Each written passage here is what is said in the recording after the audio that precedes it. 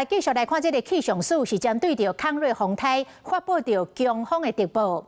这个澎湖、绿岛甲兰屿有11到12级的强阵风。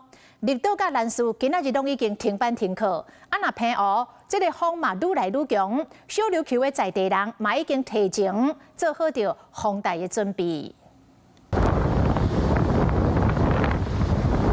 会知影，绿岛扇海风，海面上嘛开始出现白色海星，大大粒扇伫咧岩礁顶。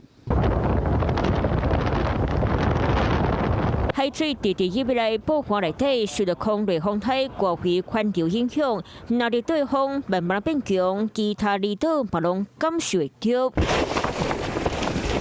但是海边的官房跳吹到咸金，叫要飞起来，环境镜面嘛一直咧摇海，强烈风台一步一步挖近，东部离岛先受到影响，兰屿离岛早就伫咧涨着山坡停班课。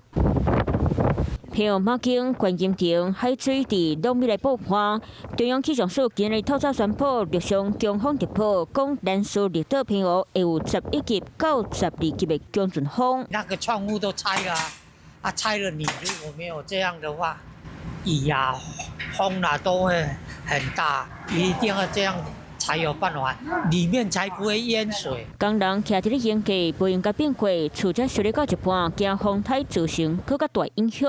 那么像是在小琉球这边呢，当地的民宿业者呢，就是趁着风雨呢还不大的时候，赶紧把这些原先在户外的这些桌椅呢，移到室内里头来整理，做一些简易的防台措施。虽然小琉球的风雨即马也无讲介大，不过业者嘛是唔敢大意。担心一定会啦，因为怕风啊。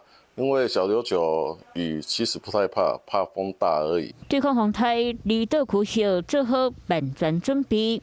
Hello， 我是林明瑞。想要抢先掌握最及时的新闻资讯吗？赶快订阅、按赞、开启小铃铛，锁定我们华视新闻的 YouTube 频道。